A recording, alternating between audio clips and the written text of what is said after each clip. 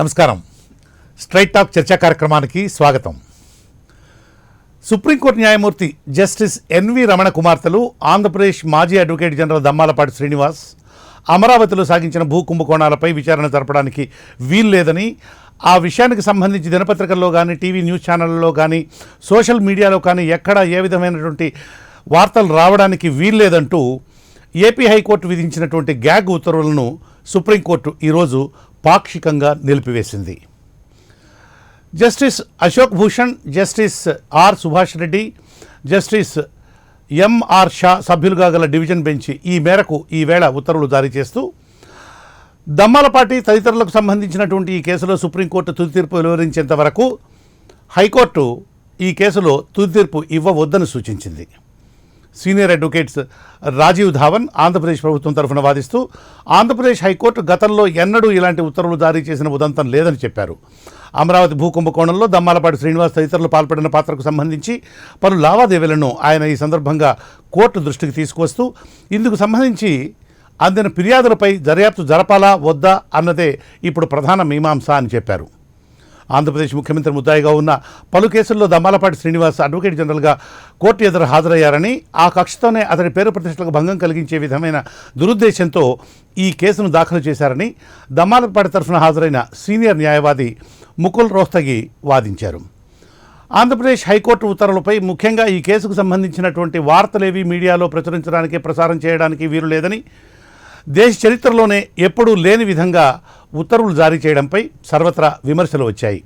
దమ్మాలపాటి ఒక్కరే వ్యక్తిగత హోదాలో హైకోర్టులో ఈ మేరకు కేసు వేస్తే మరో 9 మందికి వారు కోర్టుకు రాకపోయినా, ఏ విధమైనటువంటి కేసు వేయకపోయినా వారికి కూడా వర్తించే విధమైనటువంటి రక్షణ ఉత్తర్వులను జారీ చేయడం కూడా దేశవ్యాప్తంగా సంచలనం సృష్టించింది. సుప్రీంకోర్టు జస్టిస్ ఎన్వి రమణ కుమార్తెలు ఈ కేసులో ముద్దాయిలుగా ఉన్నందువల్లే ఈ విధమైనటువంటి ఉత్తర్వులు జారీ అయ్యాయని విమర్శలు కూడా వినిపించాయి. ఇప్పుడు సుప్రీంకోర్టు హైకోర్టు గ్యాగ్ ఆర్డర్ను పాక్షికంగా ఎత్తివేయడంతో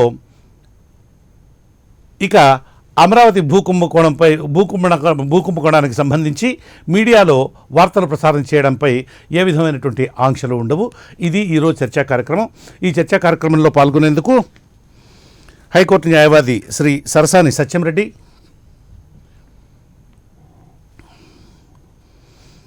మాజీ advocate general Shri Ramakrishna Reddy, high court advocate Shri Gosala Srinivas ఈరోజు ఈ చర్చా కార్యక్రమంలో పాల్గొంటున్నారు. ముందుగా రామకృష్ణారెడ్డి గారు, good evening sir. Supreme court order already మీరు చూసే ఉంటారు, మీకు అనేకమైనటువంటి మార్గాల్లో వచ్చి ఉంటాయి. సుప్రీంకోర్టు ఆర్డర్ మీద, అంతకుముందు హైకోర్టు ఇచ్చినటువంటి ఆర్డర్ మీద, సుప్రీంకోర్టు ఇచ్చినటువంటి ఆర్డర్ మీద మీ రియాక్షన్ ఏంటో చెప్పండి sir. Supreme court only limited extent ఏదైతే ఉందో ఆంధ్రప్రదేశ్ హైకోర్టు పాస్ చేసినటువంటి ఆర్డర్లో to that extent of gag order మట్టుకే వాళ్ళు పత్రికల్లో ఎఫ్ఐఆర్ఏ కానీ దానికి సంబంధించిన ఇన్ఫర్మేషన్ న్యూస్ పేపర్లో ప్రచురించరాదు అని ఇచ్చిన డైరెక్షన్ నే వాళ్ళు స్టే చేసినారు. మిగతా ఆర్డర్ ఏదైతే ఉందో దాన్ని అట్లే ఐజిటీస్ గా అట్లే హైకోర్టు ఇచ్చిన ఆర్డర్ను వాళ్ళు ఎలాంటిది వాళ్ళు స్టే చేయడమే కానీ లేకుంటే దాని గురించి ఏం చేయడమే కానీ వాళ్ళు చెప్పలేదు. కనుక ఇంటాక్ట్ హైకోర్టు ఆర్డర్ ఏ విధంగా ఉన్నదో ఆ విధంగానే ఉంది. ఎక్సెప్ట్ గ్యాగ్ ఆర్డర్ మట్టుకు వాళ్ళు స్టే చేయడం జరిగింది. కాకపోతే మీరు చెప్పినట్టుగా మ్యాటర్ జనవరిలో పోస్ట్ చేస్తారు కనుక హైకోర్టును ఫర్దర్ ప్రొసీడ్ కాకుండా ఉంటే మంచిదని వాళ్ళ అభిప్రాయం ఎక్స్ప్రెస్ చేసినారు. అంతే తప్ప ఈ రోజు ఆర్డర్ లో అందులో ప్రత్యేకంగా వేరే అంటూ ఏమంటూ లేదు విశేషం. కాకపోతే రెస్పాండెంట్ 5 ది చీఫ్ మినిస్టర్ గారికి ఆంధ్రప్రదేశ్ హైకోర్టు నోటీస్, జగన్మోహన్ రెడ్డి గారికి ఆంధ్రప్రదేశ్ హైకోర్టు నోటీస్ ఇవ్వలేదు కాబట్టి మేము కూడా ఇవ్వడం లేదని చెప్పి వాళ్ళు ఆ విధంగా చెప్పారు. అంటే ఇన్వెస్టిగేషన్ అనేటువంటిది జరగడానికి వీల్లేదు అని దీన్ని బట్టి అర్థం అవుతుంది. అంటే ఆంధ్రప్రదేశ్ హైకోర్టు స్టే చేసింది కనుక దాన్ని ఆర్డర్ ఐజిటీగా ఉంటుంది. ఎక్సెప్ట్ వాళ్ళు రాసినారు ఎక్సెప్ట్ దిస్ ఆర్డర్ అని, ఆ ఆర్డర్ ఏదైతే స్టే చేసిందో వాళ్ళు ఎక్స్ట్రాక్ట్ చేసి దీన్నే ఆర్డర్ మేము స్టే చేస్తున్నాం అని చెప్పారు. అంటే ఆర్డర్లోని కొంత భాగాన్ని డైరెక్షన్ ఏదైతే అది భాగం అంటే డైరెక్షన్, ఆపరేటివ్ పోర్షన్ లో ఉన్న డైరెక్షన్ ఏదైతే ఉందో దీన్ని పత్రికల్లో కానీ ఎలక్ట్రానిక్ మాధ్యమాల్లో కానీ ప్రచారం చేయకూడదు అనేటువంటి దాన్ని మేము దీన్ని స్టే చేస్తున్నాం. దాన్ని జర్నలిస్టిక్ లాంగ్వేజ్ కానీ లీగల్ లాంగ్వేజ్ కానీ దాన్ని గ్యాగ్ ఆర్డర్ అంటారు. గ్యాగ్ ఆర్డర్ నార్మల్ గా ప్రెస్ కు ఎవరు కూడా ప్రెస్ కు పబ్లిష్ చేయకూడదని నార్మల్ గా ఇవ్వరు. ఆంధ్రప్రదేశ్ హైకోర్టు ఇచ్చింది కనుక దాన్ని అదే విధంగా ఆ ఆర్డర్ ను మేము స్టే చేస్తున్నాం. ఎక్సెప్ట్ ద డైరెక్షన్ స్టే చేయడమే తప్ప మిగతా వాటి చేయడం లేదు అని వాళ్ళు చెప్పినారు. కాకపోతే ఏంటంటే మీరు ఇంకా ఫర్దర్ గా నన్ను అడగకముందు నేను చెప్పే విషయం ఏంటంటే ఆంధ్రప్రదేశ్ హైకోర్టులో ఒక సీనియర్ అడ్వకేట్ అప్పుడు ఈ ఆర్డర్ ఇచ్చినప్పుడు ఈ ఆర్డర్ వాళ్ళ లాభం లేదు, ఆల్రెడీ ఎఫ్ఐఆర్ఏ కానీ దానికి సంబంధించిన ఇన్ఫర్మేషన్ ఎలక్ట్రానిక్ మీడియాలో న్యూస్ పేపర్లో వచ్చింది, మీ డైరెక్షన్ ఇవ్వడం వల్ల లాభం లేదని చెప్పి వాళ్ళు ఒక సీనియర్ అడ్వకేట్ ఆ మహేశ్వరి గారి ముందు చీఫ్ జస్టిస్ ముందు రిప్రజెంట్ చేసినారు. ఆ చీఫ్ జస్టిస్ కూడా ఆయన కంటెన్షన్ ఆర్డర్ లో రాసినాడు. నేననేది ఏంటంటే ఇప్పుడు ఆ డైరెక్షన్ ఇచ్చినా ఆ స్టే చేసినా గానీ ఆ డైరెక్షన్ అమలు లేకుండా సుప్రీంకోర్టు స్టే చేసినా గానీ ఆ హైకోర్టు అడ్వకేట్ సీనియర్ అడ్వకేట్ చెప్పినట్టు మీకు తెలుసు, నాకు తెలుసు, ప్రతి వాళ్ళకి తెలుసు. ఆ ఆర్డర్ అప్పటికే సోషల్ మీడియాలో వచ్చింది. ఆ యొక్క ఎఫ్ఐఆర్ దానికి సంబంధించిన ఇన్ఫర్మేషన్ వేరే వేరే విధంగా అన్నిట్లో మనకు కమ్యూనికేట్ అయింది. ఎక్సెప్ట్ న్యూస్ పేపర్ లో రాకపోవడం, అది కూడా డైరెక్షన్ వల్ల రాలేదు అంతే తప్ప అన్ని విషయాలు అందులో ఉన్న ఎఫ్ఐఆర్ లో ఉన్న విషయాలందరికీ తెలిసినాయి. ఎఫ్ఐఆర్ కాపీనే వెళ్ళిపోయింది డైరెక్ట్ గా. ఎఫ్ఐఆర్ కాపీనే సోషల్ మీడియాలో విపరీతంగా సర్క్యులేట్ అయింది. సర్క్యులేట్ అయింది కనుక ఎలక్ట్రానిక్ కమ్యూనిటీ అంటే అలాంటప్పుడు ఆర్డర్ ఇచ్చి కూడా ప్రయోజనం లేదు. గ్యాగ్ ఆర్డర్ ఊరికే చెడ్డ కావడం తప్పితే. అందుకొరకే అక్కడ ఒక సీనియర్ అడ్వకేట్ అపియర్ అయినారు, మీరు ఆర్డర్ ఇచ్చినా లాభం లేదు, ఆల్రెడీ కమ్యూనికేట్ అందరికీ ఈ విషయం తెలిసింది అని.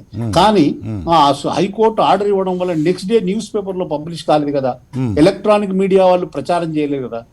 ఇప్పుడు ఇన్ని రోజులు దాదాపు 3-4 నెలల తర్వాత ఇప్పుడు ఆ ఆర్డర్ ప్రచారం, ఇప్పుడు ఎలక్ట్రానిక్ మీడియా వాళ్ళు ప్రచారం చేయలేరు, కాకపోతే న్యూస్ పేపర్ లో పబ్లిష్ చేయడానికి అది న్యూస్ ఒక ఫ్రెష్ న్యూస్ కింద కనపడదు కనుక అది దాని గురించి మనం ప్రత్యేకంగా అంటే దానికి సిగ్నిఫికెంట్ అంటూ లేదు. ఆ తర్వాత ఈ సుప్రీంకోర్టు చీఫ్ జస్టిస్ ఇచ్చిన కంప్లైంట్ లో ఈ అన్ని విషయాలు ఉన్నాయి, అవన్నీ విషయాలు కూడా బయటకు వచ్చినాయి కనుక అది మోర్ పర్టికులర్లీ ఇంకా దాని యొక్క ఇంపార్టెన్స్ ఉంటూ ఇప్పుడు ఏం లేదని నాకు అనిపిస్తుంది. Okay, thank you sir. Satyam Reddy గారు నమస్కారం, గుడ్ ఈవినింగ్. సత్యంరెడ్డి గారు నమస్కారం. Good evening sir. చెప్పండి సార్, మీ రియాక్షన్ చెప్పండి సార్.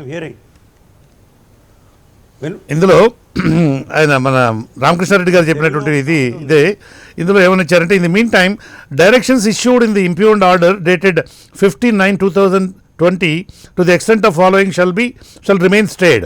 ఇట్ ఈస్ ఫర్దర్ ఆర్డర్లోనివి it is further directed that the news in regard to the registration of FIR or in the context of the said FIR shall not be made public in any electronic, print or social media to foist the office of a former Advocate General and also with respect to the other alleged accused persons. Idi sir ichinaటువంటిది. No. Yes, we have read it, sir. Yes, sir. అదే మీరు చదివి ఉంటారు. Start or please go ahead, sir. Sir, మన న్యాయ వ్యవస్థలో unfortunately ఏం జరుగుతుందంటే sir చాలా ఇంపార్టెంట్ పర్సనాలిటీస్ ఎక్కడైతే ఇన్వాల్వ్ అయి ఉంటారో కేసుల్లో దాంట్లో నిర్దిష్టమైన ఆర్డర్స్ ఈ మధ్య కాలంలో కోర్ట్స్ ఇవ్వడం లేదు. అటు ఇటు కాకుండా తెలుగులో సామెత ఉంది కదండి, కట్టె విరగదు పాము చావదు. ఇప్పుడు kindly see the order, the news which relating to the registration of the FIR has already been published. Yes. Right? Yes. మళ్ళీ ఫర్దర్ ఇన్వెస్టిగేషన్ చేయకూడదు అనేది అలాగే ఉంది. అవును. ఇన్వెస్టిగేషన్ లేనప్పుడు ఇంకా ఫర్దర్గా న్యూస్ ఏముంటాయి? వచ్చిన news already percolated down to the last person. Yes. There is no point in passing that order also. అవును. ఇదంతా ఏంటంటే ultimately it is only helping the advocates. In a way. There is absolutely no meaning in passing that order, according to me. Correct. No meaning. Correct. Once the senior advocate in the High Court has categorically stated, sir మీ ఈ order ఇచ్చి లాభం లేదు, మీడియాలో రావద్దని, ఎందుకంటే already మీడియాలో కూడా వెళ్ళిపోయింది అని చెప్పారు ఆయన ఆల్రెడీ హైకోర్టులో. అయినా కానీ ఆంధ్రప్రదేశ్ హైకోర్టు చీఫ్ జస్టిస్ గారు ఆ ఆర్డర్ వేశారు. మరి సుప్రీంకోర్టు ఏం చేసింది? సేమ్ థింగ్, ఆ ఒక్కదాన్ని మాత్రం తొలగించింది. What is the use of that? అవును. There is no further information to be intimated to the people by the media. అవును. Therefore, there is nothing in that order. There is nothing in the order. ఏంటంటే వాళ్ళు వచ్చారు కాబట్టి ఏదో ఒక order ఇవ్వాలి కాబట్టి ఇచ్చినామన్నట్టుగా ఉంది. I'm very unhappy with this kind of adjudication of the matters either by the High Court or by the Supreme Court. They have to be decisive. They should have said, yes, staying of the investigation is correct or not correct. Either stay the entire order yes or don't stay it at all.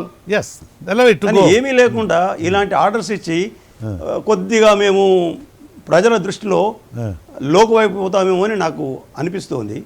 First objection the supreme court ought to have taken is that how is it that the Honorable Chief Justice of Andhra Pradesh High Court has heard this matter single. Normally, the Chief Justice hears all matters in a double bench. అవును. ద్విసభ్య ధర్మాసనం మాత్రమే ఉంటుంది, కానీ దీంట్లో ఆయన ఒకరే విన్నారు. మరి ఏం కారణాలో మనకు తెలియదు. అవును. మరి ఏ కారణాల వల్ల సింగిల్ జడ్జి గారు వీరిని చీఫ్ జస్టిస్కి పంపించినారో తెలియదు. See the fun in this, all judges are equal. అవును. All single judges are equal whether it is chief justice or anyone else. Correct. ఒక సింగిల్ జడ్జి గారు దాన్ని చీఫ్ జస్టిస్ గారికి పంపించినారు. అప్పుడు చీఫ్ జస్టిస్ గారు ఏం చేయాలి? సింగిల్ జడ్జి గారు ఇద్దరు జడ్జిలతో ముందరే దాన్ని వినాలి. సత్యరెడ్డి గారు, కానీ ఒక నిమిషం సత్యరెడ్డి గారు, ఒకటే విని ఏదో ఆర్డర్ పాస్ చేస్తున్నాడు. I think something. సత్యరెడ్డి గారు, ఆ సింగిల్ జడ్జి చెప్పండి. ఆ సింగిల్ జడ్జి చీఫ్ జస్టిస్ పంపించడానికి చిన్న కారణం ఉంది కదా. ఆయన లోగడ దమ్మాలపాటి గారు ఆఫీసులో పనిచేసినట్లు కారణంగా కారణం ఏదైనా ఉండగా, అంటే మొదట ఆయన దగ్గరకు విచారణకు వస్తే కారణాలు అంటే ఏం చేయాలి? ఆయన ఇంకో జడ్జి దగ్గర పంపించాలి కదా. అవును. అటువంటిప్పుడు these writ petitions are heard normally by 3 honorable single judges. Please go ahead, please go ahead. ఏంటండి please go ahead sir. I didn't say anything. Please go ahead. There are three benches. Okay. 3 benches, single benches, sit for admissions in the writ petitions. Okay. Right? Right. So the Chief Justice ought to have transferred it to some other judge. When he has taken it himself, then he should have sat along with another judge. కానీ unusually he sat alone and he passed the order. Anyway, once the order is passed, in the first place that such an order ought not to have been passed. But having passed it and having the matter gone to the Supreme Court, the Supreme Court also should have decided it one way or the other, at least to the extent of passing a firm interim order, not the one of this nature. Down. I think the judiciary somehow is failing in its duties, what I am feeling. Yeah. I may be right, I may not be right. That's right. But general public also is not too very happy with some of the judgments or the some of the courts in the country. Yeah. Anyway, that is the order. మొన్న we have to respect it. మొన్న ఆంధ్రప్రదేశ్ రాష్ట్ర ఎన్నికల సత్యరెడ్డి గారు, మొన్న ఆంధ్రప్రదేశ్ రాష్ట్ర ఎన్నికల సంఘానికి అక్కడి రాష్ట్ర ప్రభుత్వానికి మధ్య వివాదం వచ్చినప్పుడు కూడా రాష్ట్ర ప్రభుత్వం ఏదైనా అభివృద్ధి పథకాలు ప్రవేశపెట్టాలనుకున్నట్లయితే వాటిని ఎలక్షన్ కమిషన్కు సబ్మిట్ చేసి ఎలక్షన్ కమిషన్ నుంచి అనుమతి పొందడం కోసం ప్రయత్నం చేయాలి. అలా కనుక ఎలక్షన్ కమిషన్ ఆ మేరకు కనుక అనుమతి కనుక ఇవ్వకపోయేట్లయితే మా దగ్గరికి రండి, మేము చూస్తాము అని అంటూ ఒక ఆర్డర్ ఇచ్చి అక్కడ కూడా తేల్చకుండా ఇలాగ ఎందాక మీరు చెప్పినట్లుగా పాము చావకుండా కట్టె విరగకుండా ఇదే విధమైన ఆర్డర్ ఇచ్చింది. ఇది ఈ వారం 10 రోజుల్లో ఇది సెకండ్ టైం ఇది ఆర్డర్, ఈ విధమైన ఆర్డర్ ఇవ్వడం. Yeah, please comment sir. ఇలాంటి orders sir, my comment is very clear sir. The courts should not give orders which are not very clear. They should be decisive. This is like, political parties making some vague statements. An order cannot be vague, it has to be firm.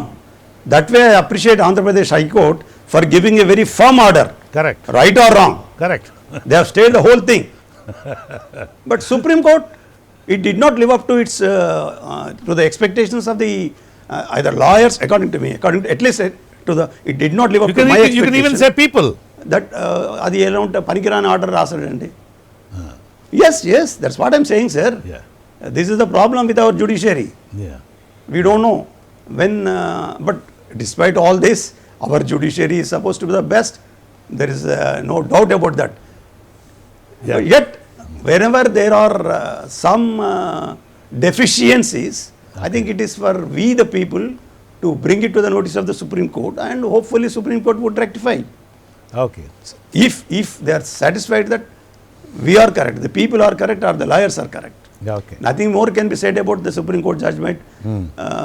మన అందరికి తెలిసిన విషయమే supreme court judgement ను to this extent we can always express our views, Yeah. But we cannot condemn the supreme court. Natural I think at least this is not the case where we can condemn, but we can definitely say Yeah. that it is not a correct order. Okay thank you sir thank you very much. Srinivas గారు good evening. Good evening అండి. చెప్పండి జరిగిన పరిణామం మీద. ఏ పరిణామం అనేది అంత confusion. Right, confusion ఎక్కువ.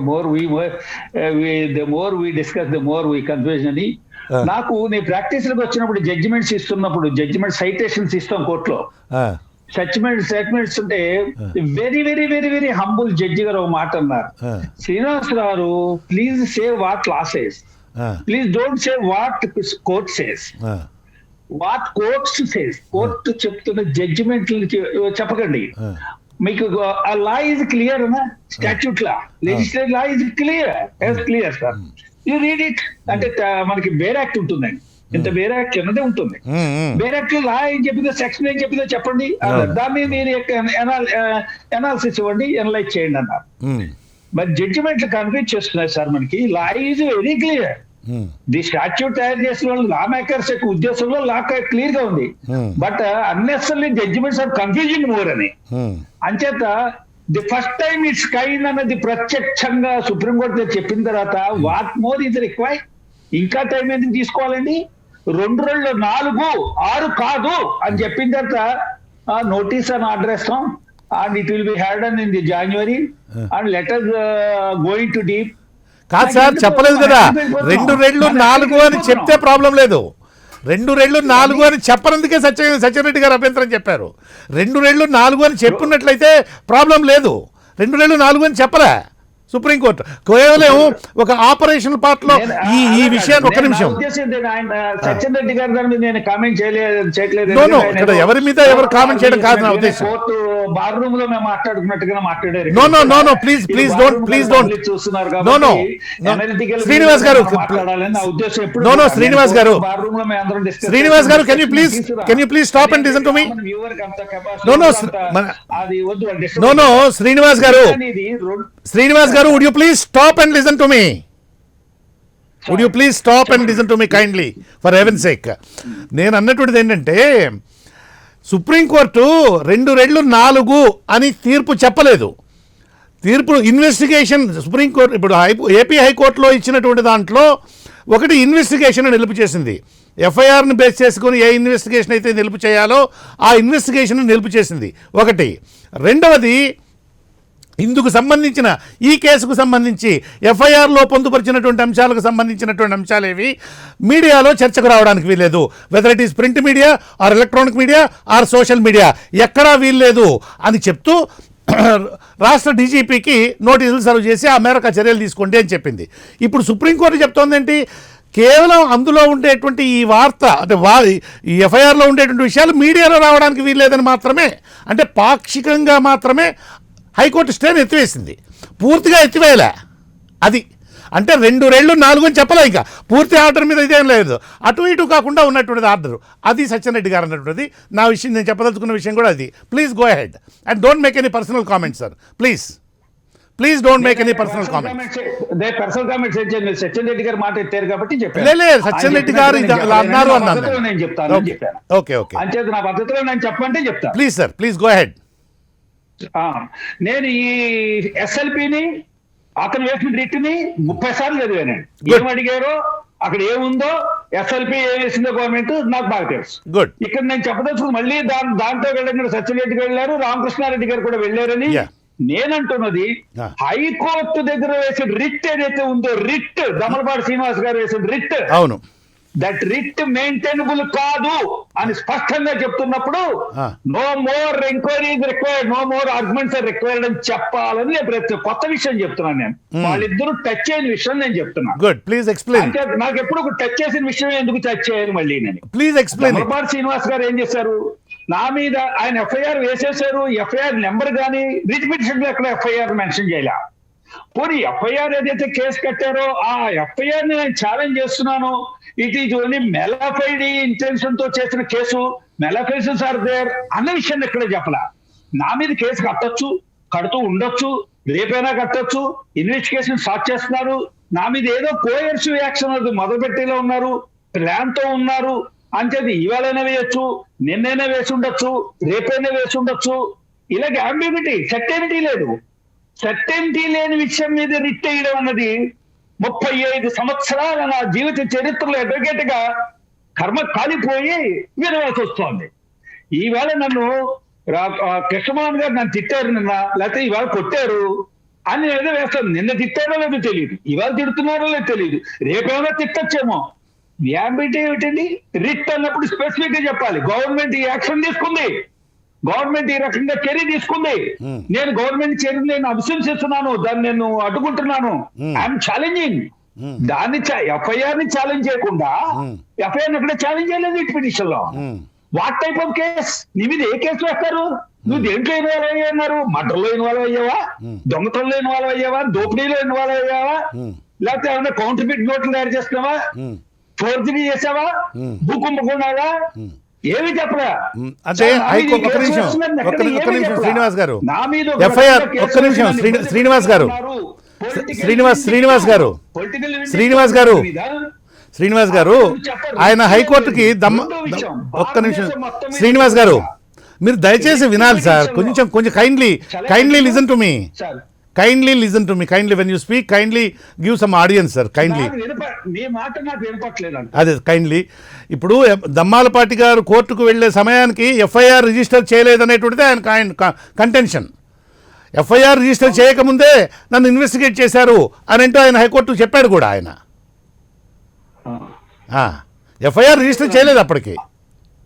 ఎఫ్ఐఆర్ లేదు. ఎఫ్ఐఆర్ లేకుంటే నా మీద యాక్షన్ తీసుకోబోతారేమో, తీసుకుంటారేమో అప్రహెన్షన్, ఫియర్ కాంప్లెక్సిటీతో, ఫియర్. నాకు భయాలతో కోర్టుకు వెళ్ళిపోతా ఉంటారు ప్రభుత్వం మీద. నీ మీద ఏ యాక్షన్ తీసుకుంటారు వాళ్ళు తీసుకొని వాళ్ళ మీద ఏదేదో నిర్ధారణ చేస్తారు కదా.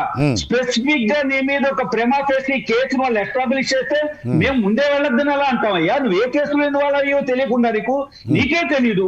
అసలు ఏ కేసు మీద ఇతను ఇన్వెస్టిగేట్ చేయకండి, ఏ కేసు మీద ఇతను అరెస్ట్ చేయకండి, బ్లాంక్ చెక్ స్టే. నువ్వు మీరు మర్డర్లు అయిపోయినా, దొంగ ఆయుధాలు అమ్మినా, ఏం చేసేసినా, ఏమి చేసినా ఇతను ముట్టుకోవద్దండి అన్ని ఆర్డర్ కోర్టుకి వెళ్ళడం అన్నది.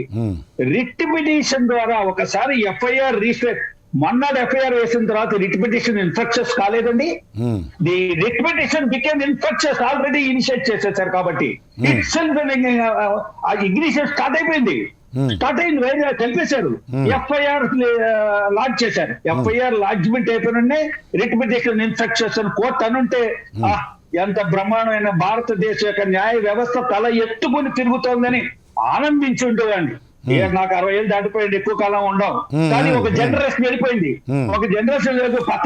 సో ఇప్పుడు సుప్రీంకోర్టు ఇచ్చినటువంటి ఈ ఆర్డర్ వల్ల ఏ రకమైనటువంటి ఎఫెక్ట్ ఉండబోతోంది?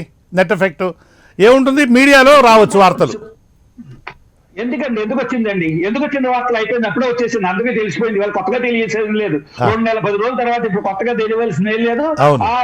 దాని వల్ల వచ్చి న్యాయ వ్యవస్థ చూపించండి మీ జ్ఞానమినిటీ. న్యాయ వ్యవస్థ భారతదేశంలో ఒక ఇన్వెస్టిగేషన్ ఏజెన్సీని ఫ్రీగా అట్టబెడుతోంది, మీడియాను ఫ్రీగా అట్టబెడుతోందని ఎవ్వరూ అనుకోరు. కొత్తగా ఏమీ అనుకోవట్లేదండి. నేను అనుకోవట్లేదు, న్యాయవాదిగా నేను అనుకోను, ఎవరైనా అనుకుంటే అనుకోవద్దని చెప్తాను. ఇద్దరికి చెప్తాను. నన్ను అడిగిన వాడికి అడగిన వాడికి కూడా చెప్తాను ఈ ఆర్డర్ ఎందుకు పనిచేయని ఆర్డర్ అని. నా మీద ఏ యాక్షన్ తీసుకున్నా సరే రెడీ. కానీ ఇక్కడ సుప్రీంకోర్టు ఒక అనుంటే బాగుండేదండి. Writ petition Okay. How a accused, how a suspected person, how Yeah. a person is apprehending any that's called investigation. How could he allowed to file a writ petition? అనుంటే ఏం బాగుండేదండి నిజంగా. ఆ యొక్క fragrance అయ్యాడు. ఆ Okay. Indian judiciary fragrance కోసం wait చేస్తున్నాను నేను. Okay. Wait చేస్తున్నా. Okay. We have people are waiting for that. Okay. Thank you. Thank you, Srinivas గారు. Partly lift partly Yeah. Partly ఎందుకండి స్టే Yeah. ఎందుకండి ఇంకా స్టే ఎందుకు ఇస్తున్నారు చెప్తాను నేను. Okay. హైకోర్టు స్టే తప్పు చేసిందో అదే స్టే కంటిన్యూ చేస్తూ సుప్రీంకోర్టు కూడా అదే తప్పు చేసిందేమో నాకు అనిపిస్తుంది. రామకృష్ణారెడ్డి గారు, చెప్పండి. ఇట్లా ప్రాథమిక సాక్ష్యాధారాలు ఉన్నాయి అని అంటూ ఆ కేసులో చెప్పారు. ప్రాథమిక సాక్ష్యాధారాలు ఉన్నప్పుడు దర్యాప్తును నిలిపిచేయడం అనేటువంటిది జనరల్గా మీ దాదాపు 40+ ఇయర్స్ ఆఫ్ ఇలస్ట్రేషియస్ ఎక్స్పీరియన్స్ ఉంది మీకు. ప్రాథమిక సాక్ష్యాధారాలు ఉన్నప్పుడు ఇన్వెస్టిగేషన్ని స్టాల్ చేయడం అనేటువంటిది జరుగుతూ ఉంటుందా? అయితే ఇప్పుడు మనం ఏమి ఎఫ్ఐఆర్లోని విషయాలు చర్చించడంలే, మనం దాని గురించి మనం ఏం బెంగపడాల్సినటువంటి అవసరం ఏం లేదు. మనం నిర్భయంగా కొన్ని విషయాలను మనం చర్చించుకునేది. ఎందుకంటే మనం ఈ దేశ ప్రజలు, మీలాంటి వాళ్ళేమో ప్రొఫెషన్లో ఉన్నటువంటి వాళ్ళు, ప్రజలకి కొంత ఇన్ఫర్మేషను, జ్ఞానము అవసరం అవుతుంది కదా సార్. ఆ ఇన్ఫర్మేషన్ మాత్రమే చెప్తాం. ఇందులో ఎఫ్ఐఆర్లోని విషయాలు, అందులోని లోతుపాతులను మనం ఏం చర్చించడం లేదు కాబట్టి మనం ఏమి సందేహించాల్సినటువంటి అవసరం లేదు. మీలాంటి పెద్దవాళ్ళకి చెప్పదగినటువంటి వ్యక్తిని కాదు నేను. అయినా పర్వాలేదు, చెప్పండి. మీరు అడిగే ప్రశ్న చెప్పండి. అంటే ప్రాథమిక సాక్ష్యాధారాలు ఉన్నప్పుడు దర్యాప్తును నిలిపివేయడం అనేటువంటిది సమంజసమేనా? ఇది నా ప్రశ్న. ఒకటి, దీన్ని నేను మీకు ఇప్పుడు మిత్రుల డిబేట్ కూడా విన్నాను.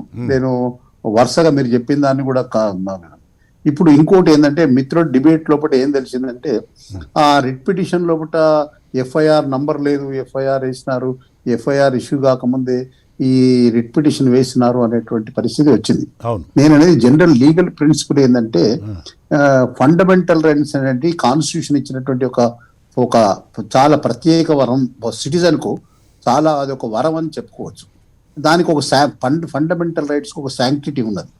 అయితే ఆ ఫండమెంటల్ రైట్స్ యాక్చువల్ గా బ్రీచ్ అయ్యే వరకు, ఎఫెక్ట్ అయ్యే వరకు సిటిజన్ వెయిట్ చేయాల్సిన అవసరం లేదు. Even before on apprehension of breach of fundamental rights also can a person can move a writ petition under Article 226 or 32 అని the last series of judgments Supreme Court, High Court చెప్పినాయి. కనుక FIR, sorry Ramakrishna Reddy గారు, anticipatory bail కూడా ఆ కోవలోకే వస్తుందా? Anticipatory bail కూడా అదే, anticipatory bail కూడా అదే అనుకోండి. ఈ యాంటిసిపేటరీ బెయిల్ నార్మల్ గా యాంటిసిపేటరీ బెయిల్ ఎఫ్ఐఆర్ రిజిస్టర్ అయినాక, అవును, ఎఫ్ఐఆర్ నా మీద ఎఫ్ఐఆర్ రిజిస్టర్ చేసినని యాంటిసిపేటరీ పోవాలి.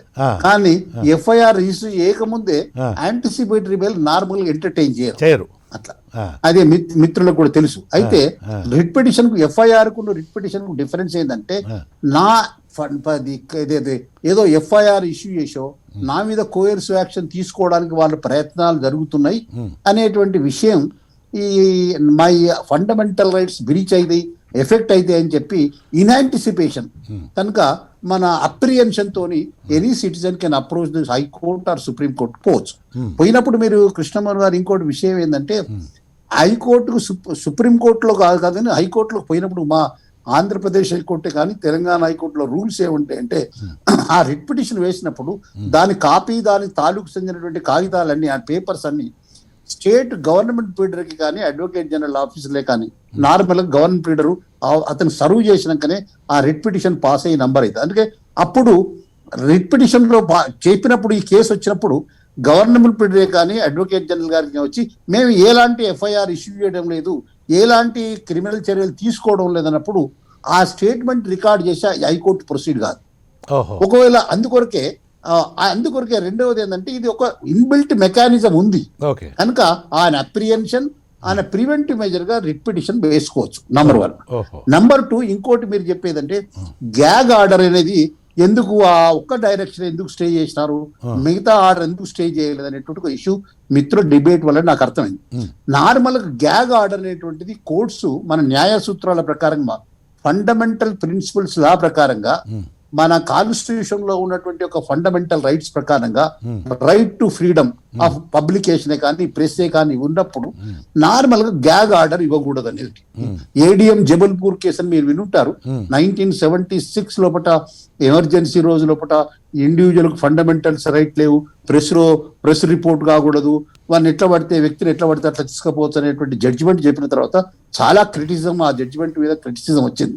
అయితే ఎప్పుడే కానీ ఒక విషయాన్ని ప్రెస్ లో పబ్లిష్ చేయొద్దు, కమ్యూనికేట్ చేయకూడదు, ఎలక్ట్రానిక్ లో మీడియాలో పబ్లిష్ చేయకూడదు అనేటువంటిది ఈ విషయం గ్యాగ్ ఆర్డర్ అని ఒక మన ఇంగ్లీష్ లీగల్ సాంప్రదాయంలో ఉంటారు. గ్యాగ్ ఆర్డర్ నార్మల్ గా ఇవ్వకూడదు అనేటువంటి సెటిల్డ్ లీగల్ ప్రిన్సిపల్.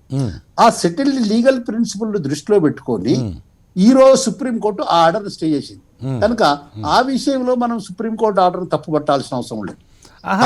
తప్పు పట్టడం కాదు సార్, ఒక నిమిషం తప్పు పట్టడం కాదు, అసంతృప్తి వ్యక్తం చేయడం జరిగింది. ఎవరైనా లోగడ మాట్లాడినటువంటి వాళ్ళు ఎవరైనా ఎందుకంటే it did not live up to the expectations.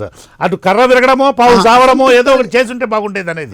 అది కృష్ణమోహన్ గారు, అసంతృప్తి అనేది అందులో ఉన్న పార్టీస్ కు. నేను ఒక సీనియర్ అడ్వకేట్ గా మీ దగ్గర మీ మీడియాలో ఉంటున్నా, మీరు మీడియా యాంకర్ గా మీరంతా డిబేట్ చేస్తున్నారు, మిగతా మిత్రులు నాలాగా పార్టిసిపేట్ చేస్తున్నారు. మనం ఇంపార్షియల్ ఇష్యూని మనం డిస్కస్ చేస్తున్నాం. ఆ ఇష్యూ లీగల్ ప్రిన్సిపల్ డిస్కస్ చేసినప్పుడు నాకు అసంతృప్తి ఉంది, నాకు డిస్సాటిస్ఫాక్షన్ గట్లా మనం అట్లా కాదు రామకృష్ణారెడ్డి గారు ఒక్క నిమిషం ఆగండి.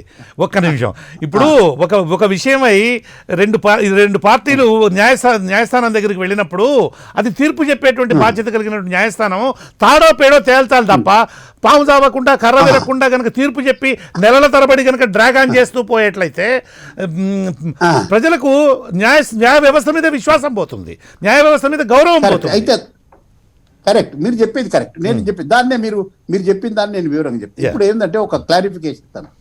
ఈ రోజు చెప్పింది తీర్పు కాదు. మీరు ఒక విషయం ఈ రోజు ఏం చేసినారంటే ఆంధ్రప్రదేశ్ గవర్నమెంట్ వేసినటువంటి అప్పీల్ ను అంటే ఎస్ఎల్పిని ఎంటర్టైన్ చేసినారు. ఆ ఎంటర్టైన్ చేసి by way of interim order ఇచ్చినారు. ఒక్క నిమిషం సార్, ఇలా ఎంటర్టైన్ చేయడం అంటే ఇలా బెంచ్ మీదకి రావడం రెండోసారా మూడోసారా సార్? మీకు ఏమైనా గుర్తుందా? నాకు గుర్తున్నంత వరకు రెండోసారి.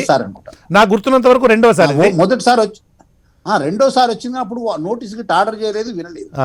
ఈ రోజే మీరు ఆర్డర్ లో చూసుంటారు, we are issuing the notices so and so, we are not issuing the notices so and so because they were present అని ఈ రోజే మొదటిసారి వచ్చినట్టు లెక్క. లేకుంటే ఇంతకు ముందు వచ్చి ఏదైనా అర్జెంట్ అయితే కావచ్చు, బట్ ఈ రోజు ఆర్డర్లు ఏంటంటే మేము ఈ రోజు నోటీస్ సో అండ్ సో ఇస్తున్నాం, ఫలానా వ్యక్తికి నోటీస్ ఇవ్వడం లేదు, ఫలానా వ్యక్తి కేవేటర్స్ ఉన్నారు కనుక వాళ్ళు నోటీస్ మేము ఫర్దర్ గా ఇవ్వడం లేదు, ఈ ఇంటరీమ్ ఆర్డర్ ఇంతవరకే ఇస్తున్నాము. అయితే ఇంకోటి కూడా ఇంటరీమ్ ఆర్డర్ ఇంకా దీని మీద డిబేట్స్ కాలేదు. డిబేట్ అయినప్పుడు ఇద్దరు పార్టీలు ప్రజెంట్ అయ్యి వాళ్ళు ఆర్గ్యుమెంట్ చేసినప్పుడు సుప్రీంకోర్టు జడ్జిమెంట్ ఇవ్వకపోతే మనం అనుకోవచ్చు. ఈ రోజు ఇద్దరు పార్టీల ఆర్గ్యుమెంట్ లేదు, స్టేట్ గవర్నమెంట్ అప్పీల్ వేసింది, కేవేటార్ ద్వారా అదర్ సైడ్ ఇక్కడ ఏది హైకోర్టులో ఎవరైతే రిట్ పిటిషన్ ఉన్నారో అక్కడ అప్పీల్ అయినారు. అయితే ఇంకోటి కూడా మీరు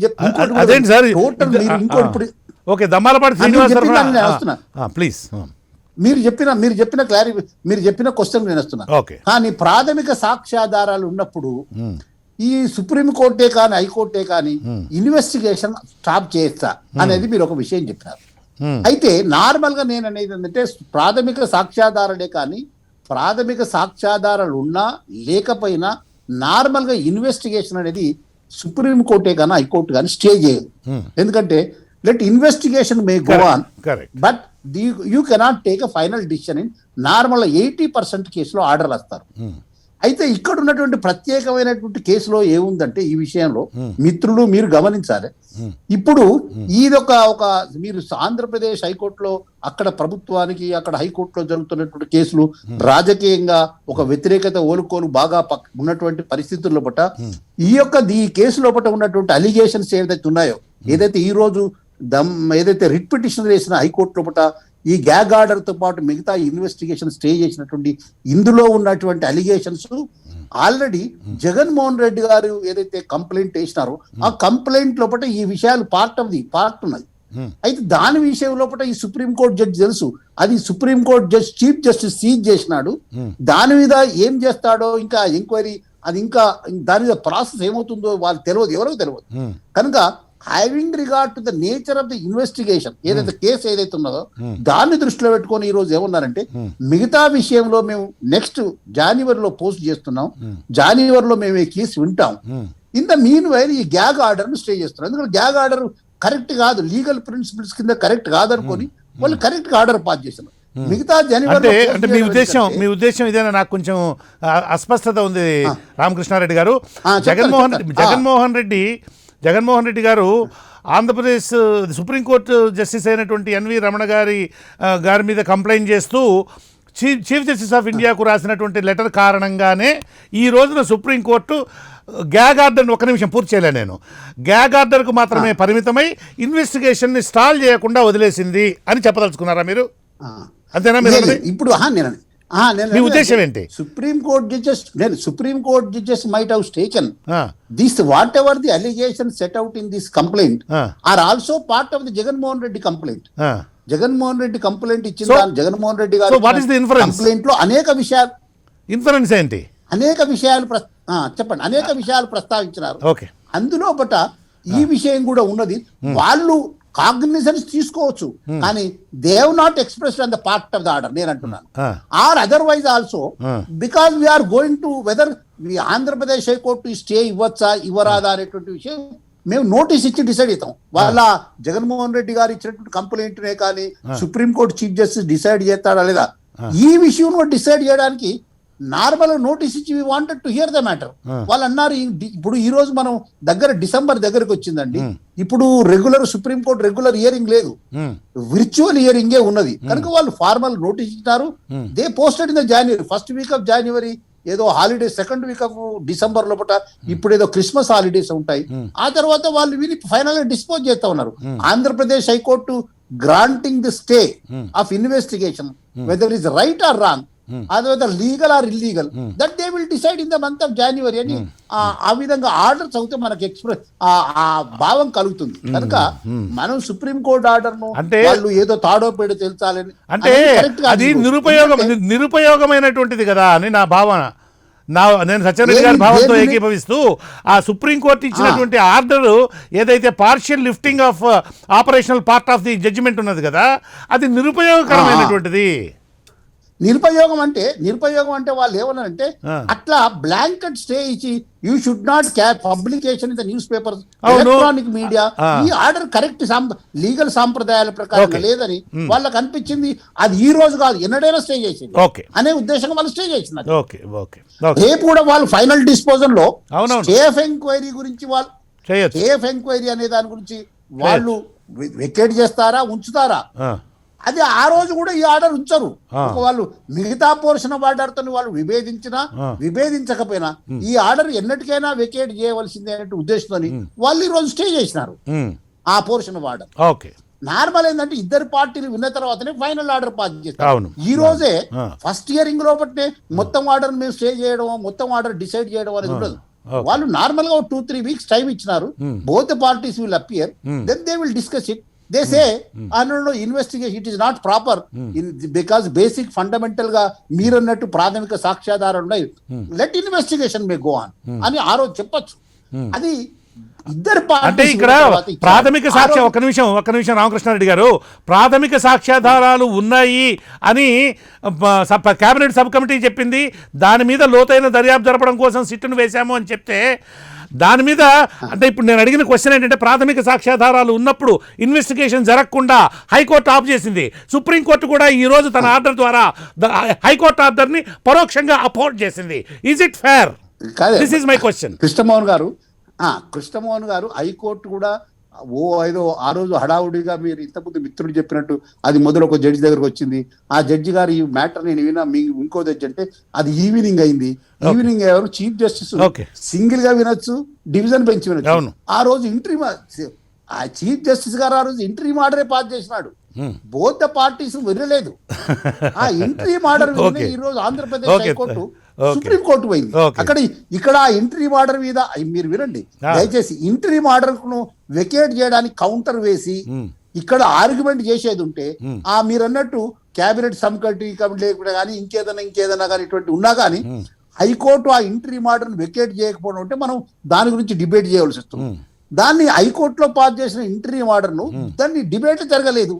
అది ఒక ఇంటరీమ్ ఆర్డర్. ఆ ఇంటరీమ్ ఆర్డర్ విన్న ఈ రోజు సుప్రీం కోర్టు పోతే సుప్రీం కోర్టు నార్మల్ ఇంకో విధంగా ఉంటుంది. This is the you came to the supreme court on interim order. You can go and file a vacate stay petition and discuss with it in the హైకోర్టులో మీరు తేల్చుకోండి అని కూడా direction ఇవ్వచ్చు. అది కాకుండా they wanted to hear the matter and dispose of the matter in the month of జనవరి. రెండు రకాలుగా option ఉండదు. ఇదంతా ఎక్స్ పార్టీ ఆర్డర్సే కనుక మనం ఐదర్ హైకోర్టు ఆర్డర్నే కానీ సుప్రీం కోర్టు ఆర్డరే కానీ ఫైనల్ గా డేట్ చేసి ఉండే ఈ స్టేజ్ అనేది కరెక్ట్ కాదు. ఆఫ్టర్ నోటీస్ ఇచ్చి హియరింగ్ వాళ్ళు వికెట్ చేయకపోతే మనం division. Okay, thank you. Satyam Reddy గారు, ఇదే ప్రశ్న మీకు కూడా వేస్తున్నాను నేను. ప్రాథమిక సాక్ష్యాధారాలు ఉన్నప్పుడు ఒక కేసులో, ఒక క్రిమినల్ కేసులో ప్రాథమిక సాక్ష్యాధారాలు ఉన్నప్పుడు ఇనిషియల్ దశలోనే దర్యాప్తుని నిలుపు చేయడం అనేటువంటిది మామూలుగా ఎస్టాబ్లిష్డ్ ప్రిన్సిపల్ ఆఫ్ లానా? దయచేసి ఎందుకంటే మన చర్చా కార్యక్రమాన్ని కొన్ని లక్షల మంది చూస్తూ ఉంటారు, దయచేసి ఎక్స్ప్లెయిన్ చేయండి sir. With due respect to Ramakrishna Reddy గారు, వాట్ ఐఎమ్ సేయింగ్ ఈస్ ప్రాథమిక సాక్ష్యాధారాలు ఉన్నప్పుడు తప్పకుండా ఎఫ్ఐఆర్ రిజిస్ట్రేషన్ చేయాలి. ఆ యొక్క ఎఫ్ఐఆర్కు ఇన్వెస్టిగేషన్ చేయకుండా ఉండండి అని చెప్పే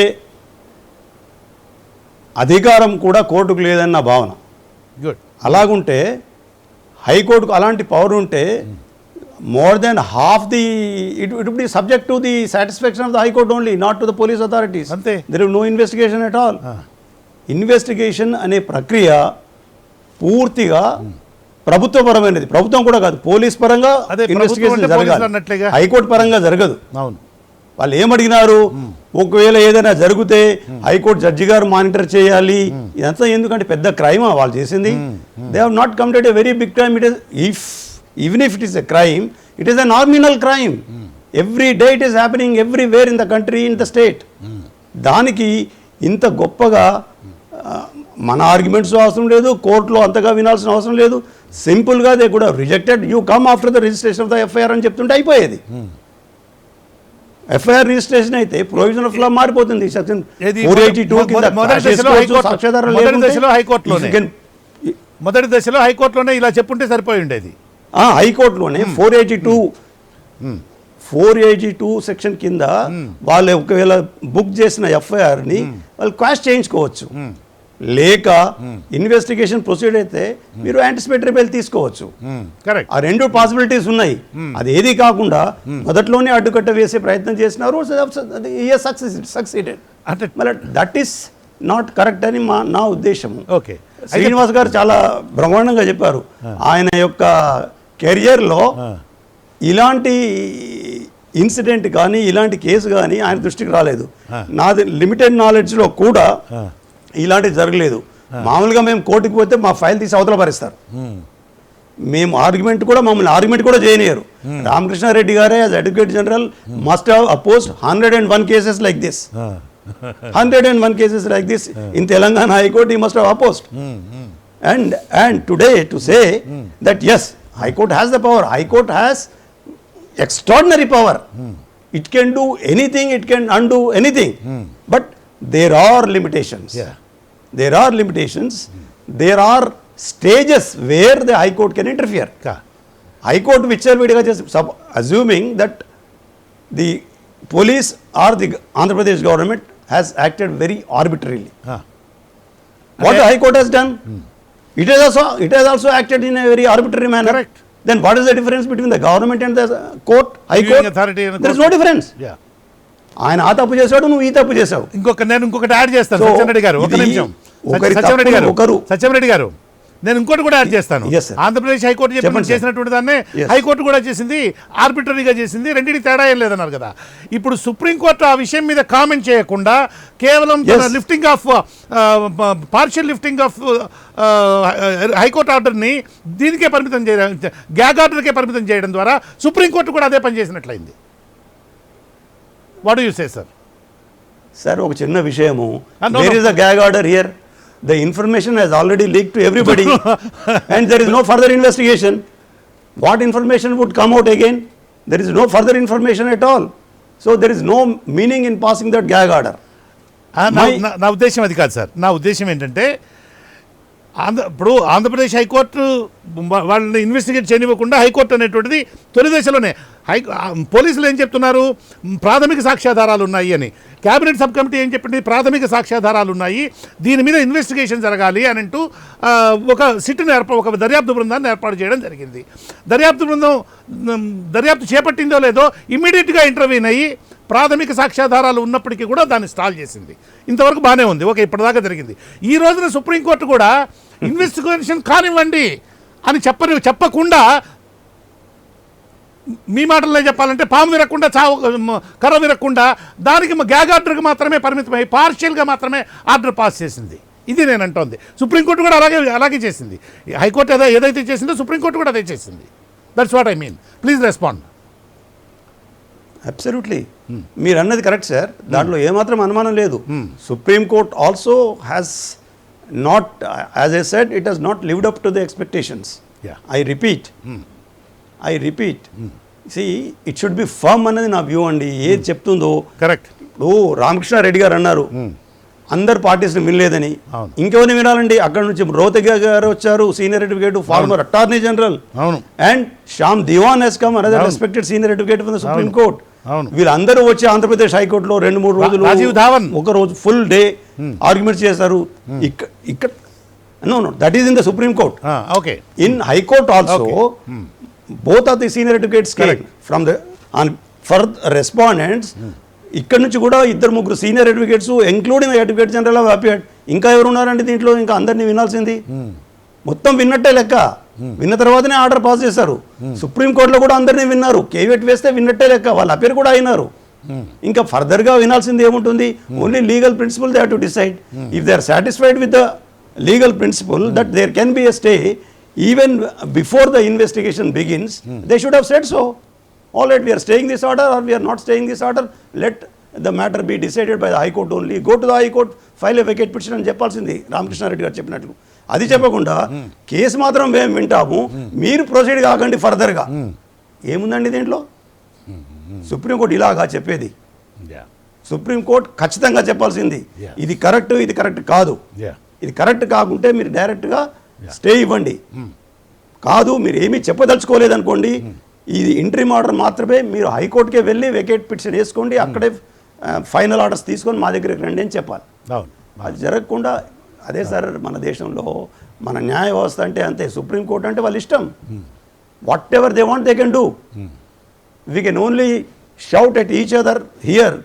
You sitting in the studio, me sitting in my residence. In a TV debate we can talk. Beyond that we have no power. And Supreme Court sits pretty, the High Court sits pretty, in between we are debating. But with great respect to both the courts, that was not the order which was required to be passed. Even I would say, I come from a village, even I would say my Gram Sarpanch or ముఖ్య of my village would not have pass such an order. అరే వాడు ఏంట్రా వాడిని పిలవండి, ఆయన సంగతి ఏంటో విందామని అంటారు. ఆయన ఏదో ఈ somebody is trying to find out what it is, let him find out and come back అని అంటారు. అదేమీ లేకుండా నువ్వు ఇది చేయడానికి వీల్లేదు, అది చేయడానికి వీల్లేదు అంటే ఎట్లా అండి? సమంజసం కాదు, అలా జరగకూడాల్సింది కాదు, జరిగింది. మరి దాన్ని మనం యాక్సెప్ట్ చేయాలి. అది because it is a court, we have to accept. ఇంకోటి ఏంటండి, దీంట్లో అనవసరంగా జడ్జిల పేరు ఎందుకు తీసుకురావాలండి దీంట్లో? They got nothing to do with this. If my daughter purchases a property, how I am concerned? This is wrong. Judge గారిది ఏం తప్పండి దాంట్లో? ఎవరైనా కావచ్చు. ఆయన అనవసరంగా ఒక జడ్జి గారిని కానీ ఒక మనుషులను కానీ trying to tarnish the image of somebody is not correct. That also most respected place in the judiciary. Such thing should not be allowed.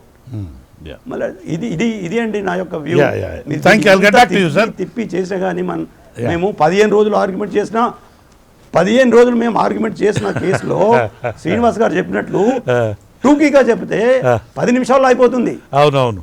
కానీ మేము 10 రోజులు దాన్ని ఆర్గ్యుమెంట్ చేస్తాం. ఏంటంటే client satisfaction, playing to the gallery ఉంటుంది కదా sir, playing to the gallery, playing to the gallery ఉంటుంది కదా. Okay, whether it is gallery or play. Okay, anyway, in a lighter vein, I said in a lighter vein. Payment is being made. Yes, yes. Thank you. In a lighter vein, yes. In a lighter vein. Thank you very That much. should not be done, sir. Yeah, thank you very much Sachin Reddy గారు. శ్రీనివాస్ గారు, మళ్ళీ మీకు కూడా అదే question వేస్తున్నారు. మీరు పార్షియల్గా ఇందాక respond అయినారు. శ్రీనివాస్ గారు, ప్రాథమిక సాక్ష్యాధారాలు ఉన్నప్పుడు ఇలా దర్యాప్తును నిలిపివేయడం అనేటువంటిది సబబేనా? మీ క్వశ్చన్ నాకు క్లియర్ అయింది. నేను చెప్తున్నప్పుడు మీకు ఏమైనా అభ్యంతరం ఉంటే చెప్పండి, ఆపేస్తాను. అలాగే, దయచేసి. Clarity వచ్చింది. ఎందుకంటే నేను నా పద్ధతిలో నేను చెప్తాను, ఎందుకంటే Please, sir. అనలిటికల్ గా చెప్తాను. నేను Please, ఎక్కువ. please, కోర్టులో please. నేను ఎలా వాదిస్తానో అదే ఇక్కడ కూడా వాదిస్తే బోర్ కొడుతున్నాను అందరికీ. ప్లీజ్ bore ప్లీజ్ కొడుతుంది. ప్లీజ్ అది అందరు ఆల్రెడీ ఉన్నారు, అడ్వకేట్స్ ఉంటారు. సార్ నేను ఇక్కడ మొదటి నుంచి చెప్తున్నాను. సార్ అసలు రిట్ వేసిన తర్వాత ఎఫ్ఐఆర్ ఆ రోజుకే రిజిస్టర్ అయిన తర్వాత హీరింగ్ టైం కి వాళ్ళు పిటిషన్ 2 పిటిషన్లు వేశారు. ఒకటేమో నా మీద ఎటువంటి ఇన్వెస్టిగేషన్ జరగకూడదు, నా మీద ఏ రకమైన ఇన్వెస్టిగేషన్ జరగకూడదు, ఏ ఆఫీసర్ కూడా, ఏ ఆఫీసర్ పార్లమెంటరీ సబ్ కమిటీ కైనా సిట్ అటువంటి అసలు ఏమి దీని మీద వాళ్ళు ఎవరు కూడా వేలు పెట్టడానికి వీలైనంత గట్టిగా బిగించేయండి అని ఒక order IA number 1. Correct. 2 IA వేశారు గ్యాగ్ ఆర్డర్ కోసం. ఓకే, ఇప్పుడు 2000 మొన్న సెప్టెంబర్ 15 నాటికి ఈ ఏదైతే రిట్ బేస్డ్ హీరింగ్ వచ్చిందో కేవలం చీఫ్ జస్టిస్ గారి దగ్గర ఆయన పక్కన ఎవరు కూర్చోలేదు. అప్పుడు ఆయన ఆల్రెడీ ఎఫ్ఐఆర్ ఫైల్డ్ అన్నప్పుడు ఎఫ్ఐఆర్ లో ప్రేమఫేసి కేసు ఏదో ఉంటుంది, తప్పనిసరిగా ఎఫ్ఐఆర్ లో ఏదో ఉండుంటాయి, విషయాలు ఉండుంటాయి, స్పష్టమైన విషయాన్ని రాసి ఉంటారు ఎఫ్ఐఆర్ లో. ఈ స్టేజ్ లో నేను ఎఫ్ఐఆర్ పడిపోయి ఆల్రెడీ ఫైల్ అయింది కాబట్టి ఈ రిట్ లో నేను ఫర్దర్ గా వెళ్ళొచ్చా? ఈ ఫర్దర్ గా వెళ్ళకూడదు కాబట్టి why don't you challenge that FIR mister, why don't you challenge single person FIR, single mister Dammalapati Srinivas ఇది ఓన్లీ ఎలోన్ రిట్ పిటిషనర్. అవును, కరెక్ట్. అదర్ అక్యూజ్డ్ ఎవరు, other persons names which were referred in the FIR are not joined in the writ petition. Correct. The writ petition filed by a lone member, lone person, Dammalapati Srinivas గారి. Okay, కాబట్టి ఇక్కడ FIR file అయిపోయింది. FIR తీసుకురండి, అసలు allegations ఏమున్నాయి, ప్రెమఫేసి ఏముంది, ఏ document ఉంది, వాళ్ళు స్ట్రిక్ట్ గానీ లేదా cabinet sub committee a conclusion వచ్చారు. కాబట్టి ఈ టైంలో నేను రిట్ స్టే చేయడం ఎంతో సబబు ఉంటుంది. నేను స్టే చేయట్లేదు, నోటీస్ ఆర్డర్ వేస్తున్నానంటే బాగుండేది నా అభిప్రాయం. నోటీస్ వేస్తారు, meanwhile not to arrest. Notice order వేస్తున్నాను, meanwhile not to arrest. Blanket stay వక్కలు, blanket stay is different from that of short stay. 14 days stay ఇస్తున్నాం వాళ్ళే, meanwhile not to arrest అని చెప్పి notice ఇస్తే వాళ్ళందరూ రెడ్డి, ఈయన ఏదో భయపడుతున్నారు, అప్రహెన్షన్ ఉంది ఈయనకి, ఏదో ఇందాక చెప్పారు ఎవరో మిత్రులు, ఫండమెంటల్ రైట్ కనుక ఇన్ఫ్రింజ్మెంట్ అయితే రిట్ వేయచ్చని. ఫండమెంటల్ రైట్ ఇన్ఫ్రింజ్ అవుతుంటే రిట్ వెయ్యాలి, వేస్తారు. Each and every citizen having a right to approach not the door of high court, not the door of the constitutional courts under 226 and 32. 6th class పిల్లలు కూడా చెప్తాడు. కానీ ఇందాక చెప్పారు మా మిత్రులు ఒక ఆయన, మా ఊళ్ళో పంచాయత్ సర్పంచ్ బాగా చెప్తాడు, అలా 6th class కుర్రాడు కూడా చెప్తాడు. కానీ ఇక్కడ రిట్ పిటిషన్ వేసేసిన తర్వాత మీ ఫండమెంటల్ రైట్ ఏంటి ఇన్ఫ్రింజ్ అయింది, కమాన్ అని లేదంటే అప్పుడే ఆల్రెడీ ఎఫ్ఐఆర్ మీద లాక్ చేసాం, ఇక్కడ చాలా కుంభకోణాలు ఉన్నాయి, తర్వాత ఆయన మంచి పోస్ట్ లోనే ఉన్నారు, కాన్స్టిట్యూషనల్ పోస్ట్ లో ఉన్నారు, కాబట్టి ఆయన మీద మేము చర్య తీసుకోకుండా ఉంటే కామన్ మ్యాన్ మీద చర్య తీసుకోగలమా? లెట్ ది ఎంక్వైరీ గోవా ఎలా చేయండి అని అంటే అప్పుడు ఫండమెంటల్ రైట్ కి ఇన్ఫ్రింజ్ అయిందా లేదా చూసుకొని, హ్యూమన్ రైట్స్ కి ఇన్ఫ్రింజ్ అయిందా లేదా చూసుకుని, రిట్ అన్నది హ్యూమన్ మనకి ఫండమెంటల్ రైట్. నేను కూడా వెళ్ళొచ్చు హైకోర్టుకి, కానీ హైకోర్టుకి వెళ్ళిన తర్వాత రెస్పాండెంట్ ఆన్సర్ చేస్తాడు, సార్ ఈయన మీద ఆల్రెడీ కేసు బుక్ అయ్యింది అని. అబ్బాయి ఇది ఫండమెంటల్ రైట్ బస్ సేఫ్ గార్డే. నేను ఒక మామూలుగా చెప్పకూడదండి, మామూలుగా నేను ఒక చిన్న సామెత చెప్తూ ఉంటాను. ఆషాఢ మాసంలో ముహూర్తం పెట్టేశారు పంతులు గారు పెళ్లి కంటే, ఆషాఢ మాసంలో ముహూర్తం ఏంటి అని అడిగాను అనుకోండి పంతులు గారిని, వాళ్ళకి ఏమన్నారు చేస్తానంటాడు. అడ్వకేట్లు అలా మాట్లాడుకోవచ్చు సార్ మేము. పంతులు గారు పాపం వాడికి ఆయన ఆషాఢ మాసమైనా ముహూర్తం పెట్టేమన్నారు సార్ అంటే, ఆషాఢ మాసంలో ముహూర్తం ఎలా ఉంటుందని ఏదో నాలుగు వాడు తిడతారు. కానీ ఇక్కడ అడ్వకేట్లు మాకు అలాగా మనకి ఎందుకని మంచి బాస్ కాదండి. అడ్వకేట్ ఎవరికి సబార్డినేట్ కాదు. Advocate is not an employer, is not employee. And court judges మాకు ఎంప్లాయర్ గారు, మాస్టర్ అండ్ బాస్ రిలేషన్షిప్ ఏం లేదు, బాస్ ఆల్వేస్ రైట్ అనడానికి. అలా అన్నప్పుడు నేను అడ్వకేట్ గా ఫిట్ కాను, ఎక్కడ గుమాస్తాగా వెళ్ళిపోతే మంచిది. కానీ ఇక్కడ నేనేం మాట్లాడుతున్నానంటే రిట్ పిటిషన్ ఫైల్ అయిన తర్వాత ప్రైమా ఫేసీ కేసు ఉందో లేదో చూసుంటే బాగుండేది, ఇంత తలనొప్పి ఉండేది కదా ఎవరికి కూడా. చూసుండాలి ప్రైమా ఫేసీ కేసు ఉందా లేదా. ఓకే, ప్రైమా ఫేసీ కేసు ఉందంటున్నారు కదా, ఈ స్టేజ్ లో నేను స్టే ఇస్తే, బ్లాంకెట్ స్టే ఇస్తే విట్నెస్ మారిపోతారు, డాక్యుమెంట్లు మారిపోతాయి, అక్కడ నుంచి ఏమైనా అన్ని రకాలుగాను తారుమారు అవుతాయి, ఆఫీసర్స్ మారిపోతారు, ప్రెషర్ రావచ్చు, రకరకాల చేంజెస్ వస్తాయి. Exactly you are right, you are very much right. మొత్తం everything will go out of favour, మొత్తం చేతులు దాడిపోతుంది పరిస్థితి, అన్ని పడిపోతాయి, ఏవేవో అయిపోతాయి. ఇంకా నా జోలికి రాకుండా ఉండేలాగా, ఎవరు జోలికి రాకుండా చేయండి. ప్రతిరోజు ప్రతి సిటిజన్ నా జోలికి ఎవరు రాకుండా చేయండి నువ్వు రిట్ పిటిషన్ వచ్చి క్యూలో నుంచుంటారు హైకోర్టు దగ్గర. ఈ బంగారం స్మగ్లింగ్ చేసేవాళ్ళు కానీ, ఇలాంటి మనకి దేశంలో అక్రమంగా ప్రవర్తిస్తున్న వారు కానీ, స్మగ్లర్స్ కానీ, దొంగ ఆయుధాలు అమ్మేవాళ్ళు కానీ, ఇంకా టెర్రరిస్టులు కానీ వరుస పెట్టి వెళ్ళిపోతారు హైకోర్టుకి. సార్ నా మీద ఏ చర్య తీసుకోకుండా చేయండి, అవును అంటే బ్లాంకెట్ స్టే ఇచ్చేయండి. ఈ బ్లాంకెట్ స్టే ఇప్పుడు ఒక నిమిషం శ్రీనివాస్ గారు, ఇప్పుడు దమ్మాలపాటి శ్రీనివాస్ గారికి ఇచ్చినట్లుగా ప్రతి వాళ్ళు కూడా వచ్చేయచ్చు కదా, అనేక మంది వచ్చేయచ్చు, అదే విధమైనటువంటి బ్లాంకెట్ ఆర్డర్ అడిగేయచ్చు హైకోర్టుని. ఖచ్చితంగా ఈ కేసులో ఇచ్చినప్పుడు మిగతా వాళ్ళకు కూడా ఇవ్వాల్సి ఉంటుంది, అడ్వకేట్స్ కూడా చాలా హ్యాపీగా ఉంటుంది. దిస్ ఇస్ వండర్ఫుల్ ప్రెసిడెంట్ అయిపోయింది కదా, వండర్ఫుల్ ప్రెసిడెంట్. ఇది గుచ్చేసి వేసేస్తాం, ఇదే గుచ్చేస్తాం మరి పిటిషన్లకి. అవును, ఈ ఆర్డర్ కాపీ గుచ్చేయడం వేసేయడం, ఇదే ప్రెసిడెంట్. రీసెంట్ గా such order has been given అనేస్తాం కదా, ఇంకా తప్పు మాట్లాడేస్తారు. The same advocate is appearing మిరాడ్ అనేస్తారు. అవునవును, the same advocate in the writ petition.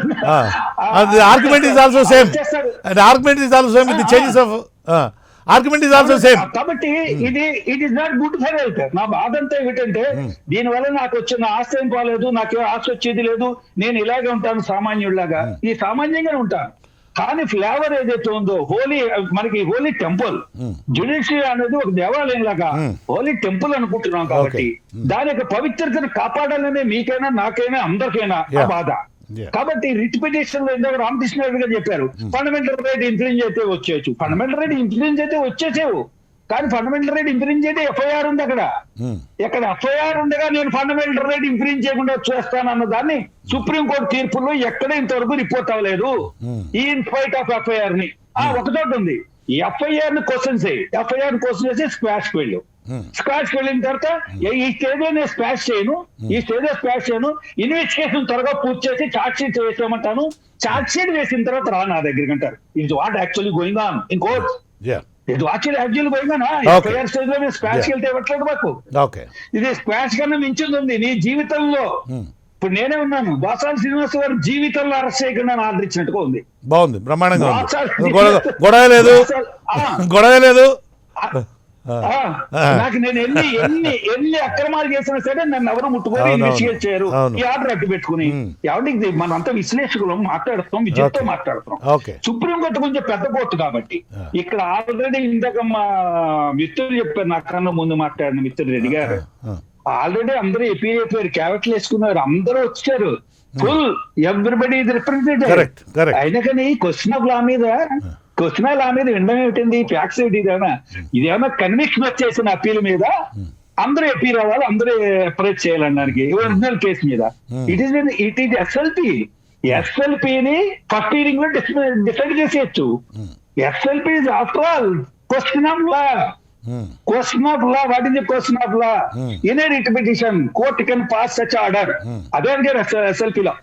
Even in a writ petition ఆరు అడిగారు, 6 క్వశ్చన్ 6 గ్రౌండ్స్ రాశారు.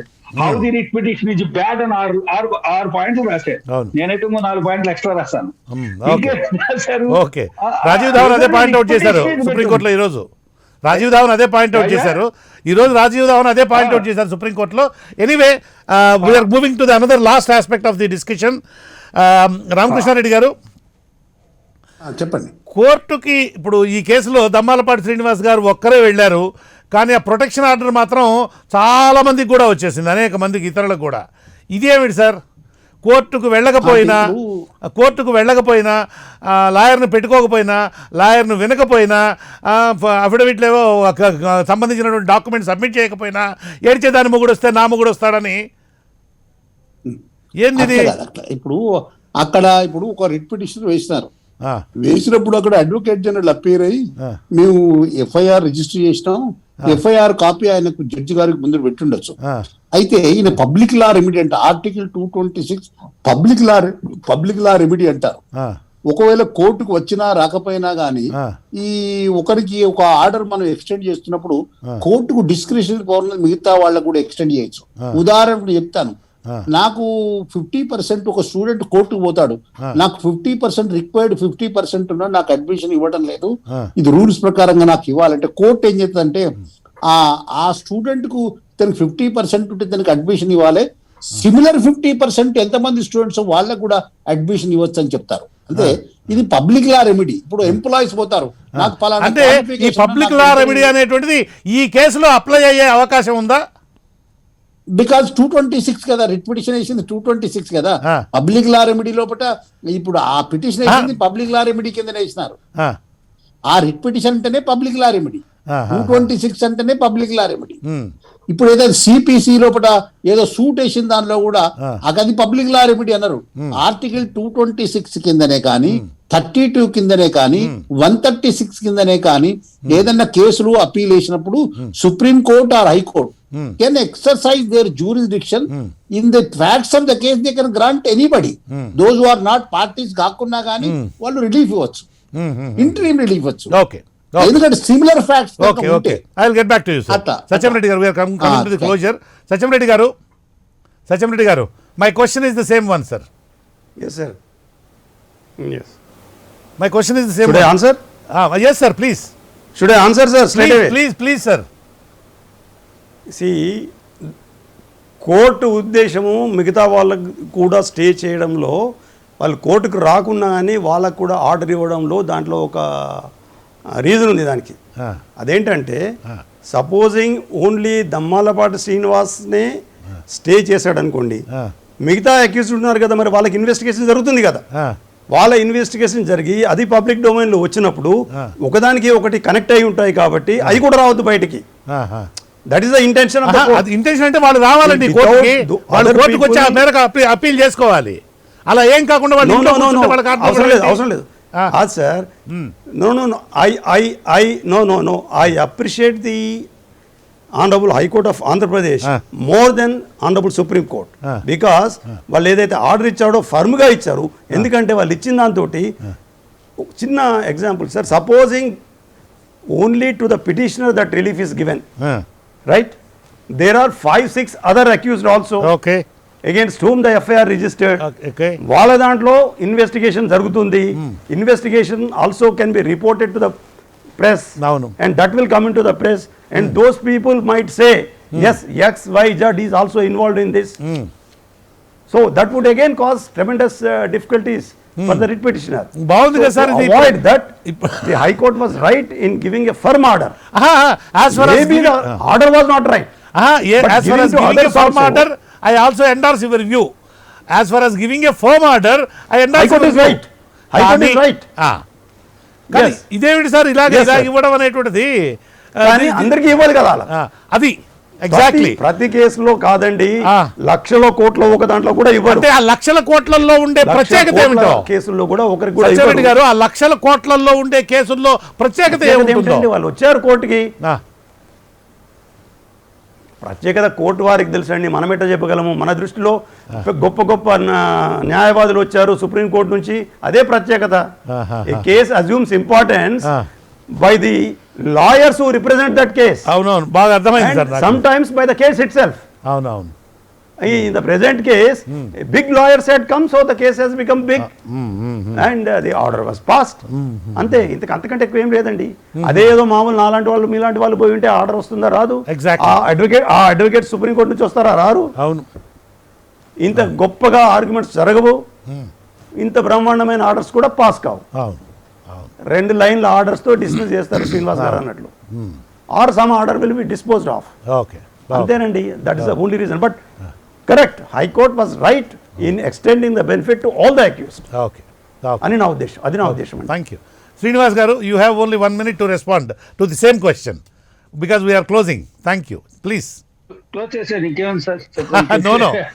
అది రిట్ పిటిషన్ లో సింగిల్ ఇప్పుడు మిగతా వాళ్ళకి ఇవ్వకుండా సింగిల్ కి ఇవ్వడం అన్నది అది తప్పు కాదు, అది తప్పు. ఇస్తే అందరికి ఇచ్చేయాలి. ఇందాక పబ్లిక్ రిలీఫ్ అన్నారు ఆయన. రిట్ పిటిషన్ లో అక్యూజ్డ్ అందరికీ ఒకే రకమైన శిక్ష ఉండదండి. అందరికీ ఒకే రకమైన రిలీఫ్ ఉండదు, అందరి మీద ఒకే రకమైన ఎలిగేషన్ ఉండవు. బ్రహ్మాండం. 1 నుంచి 12 దాకా ఎవరెవరు ఏ కంట్రిబ్యూట్ చేశారో అని ఆర్డర్ లో ఉంటుంది. అంచేతే రిట్కి వెళ్ళకూడదు. ఇందాక అన్నారు స్టూడెంట్స్ రిట్కి వెళ్ళాడు, నేను ఒక రిట్కి వెళ్ళాను, ఒకసారి రిట్టేసానండి. 17 సంవత్సరాలు నిండకపోతే ఎంబీబీఎస్ చదవకూడదు అంటే లేదు, 17 సంవత్సరాలు నిండకపోయినా ఎంబీబీఎస్ కి అపీర్ అవ్వచ్చని మొత్తం 17 సంవత్సరాలు నిండిన వాళ్ళందరికీ కూడా ఆర్డర్ వచ్చేసింది. నేను ఒక్కరికే వెళ్తే మీరు మా ఊళ్ళో చేనికి నాకు నీరు ఇవ్వట్లేదు అని వెళ్ళి అడిగా అనుకోండి, నీరు ఇవ్వండి అన్నారు అనుకోండి, మొత్తం రైతుల ముందుకు వచ్చేస్తుంది. నేను ఒక్కడిని వెళ్ళి అడిగిన అది తీసుకొచ్చి ఇక్కడ జనరలైజ్ చేయడం అన్నది ఓకే, అడ్వకేట్ గానే నేను వ్యవహరించేప్పుడు అలా మాట్లాడతా. కానీ రిట్ అన్నది అక్యూజ్ అందరికీ కలిపి ఇస్తే గానీ ప్రమాదంలో పడుతుందని నాకన్నా ముందు మాట్లాడిన రెడ్డి గారు అన్నారు. అక్యూజ్ అందరికి ఇవ్వాలి, లేకపోతే ఇన్వెస్టిగేషన్ కలిపే జరుగుతుంది కాబట్టి ఒక్కడికి స్టే ఇచ్చి మిగతా వాళ్ళు వదిలేస్తే పోతారు. అటప్పుడు ఆ స్టే కూడా ఇవ్వకూడదు. 12 మంది కూడా ఇవ్వకూడని స్టేని ఈ ఒక్కరికి కూడా ఇవ్వకూడదు. 12 మంది రాలేదు, అడగలేదు, వాళ్ళ మీద ప్రిమా ఫేసి కేసు ఏముందో చెప్పలేదు, అసలు వాళ్ళు ఏమి ఇన్వాల్వ్ అయ్యారో తెలియదు. ఎఫ్ఐఆర్ వచ్చి జడ్జి గారికి చూపించుంటారులే, ప్రిజంప్షన్స్ వద్దండి. జడ్జి గారికి ఎఫ్ఐఆర్ చూపించుంటే ఆర్డర్ లో రాసింది వారు. As can be seen from the FIR, there are no strong allegations, there is no prima facie case అన్ని వచ్చి ఉండేది. చూపించారో లేదో అన్నది నాకు తెలియదు. కానీ నేను ప్రిజంప్షన్ ఎలా డ్రా చేస్తానంటే చూపించలేదని డ్రా చేస్తా. చూపించారని డ్రా చేయను, నేను చూపించలేదు. కాబట్టి ఎఫ్ఐఆర్ ఆల్రెడీ ఉన్నప్పుడు రిట్ వేయకూడదు అన్నది, రిట్ అన్నది ఛాలెంజ్ చేయడం కాదు. ఎఫ్ఐఆర్ ని ఛాలెంజ్ చేయకుండా ఎలా అడిగారండి ఇన్వెస్టిగేషన్ ఆపమని? ఎఫ్ఐఆర్ అలాగే ఉంది. ఎఫ్ఐఆర్ ఇప్పటికీ స్క్వాష్ చేయలేదు. It is in force. FIR is in force. Correct.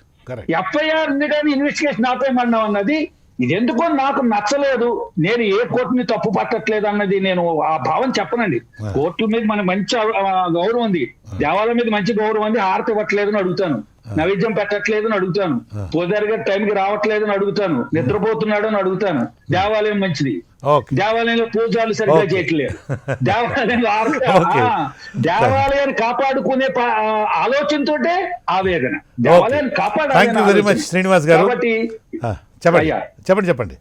అంచేత ఇవాళ పరిస్థితుల్లో మీరు అన్నట్టుగా ఇది వెంటనే అసలు whether writ is maintainable through writ any blanket stay can be passed.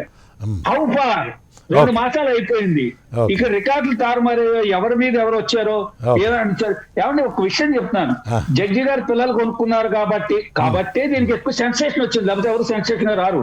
ఎందుకు వస్తారండి? రారు కదా. లాల్ బహదూర్ శాస్త్రి గారు వాళ్ళ అబ్బాయి ఉద్యోగంలో చేరుతుంటే ఆయన అడిగా ఏ ఉద్యోగం అంటే బలానా కంపెనీలో ఉద్యోగం చేరుతున్నాను. చేరకు నువ్వు, ఎందుకంటే ఆ కంపెనీకి నువ్వు నాకు ప్రధానమంత్రి కొడుకు కాబట్టి అక్కడ ఉద్యోగం ఇస్తున్నారు అని చెప్పాడు ఆయన. మనంతా విన్నాం అది.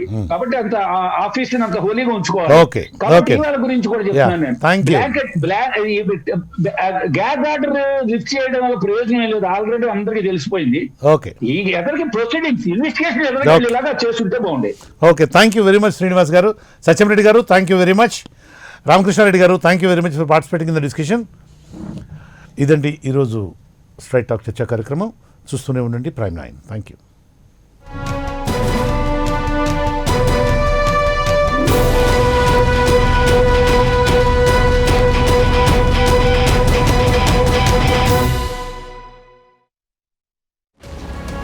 ప్రభుత్వ సంకల్పంతో పోలవరం పనులు పరుగులు పెడుతున్నాయి.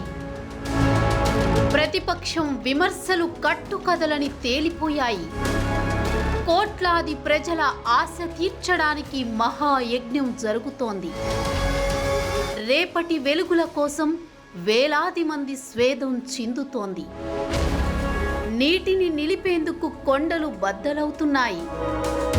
పుడమికి పచ్చటి హారతి పట్టేందుకు దారులు సిద్ధమవుతున్నాయి. కోరలు తొడిగిన యంత్రాలు విరామమెరుగకుండా శ్రమిస్తున్నాయి. అలా పోలవరంలో ఓ ఇంజనీరింగ్ అద్భుతం. స్పాట్లైట్ రాత్రి 9:30 నిమిషాలకు మీ ప్రైమ్9 న్యూస్లో. మసకబారిన హస్తానికి మెరుగులు పెట్టిన నేత అతడు. జనపద్దును జన బాహుళ్యంలోకి తెచ్చిన నాయకుడు.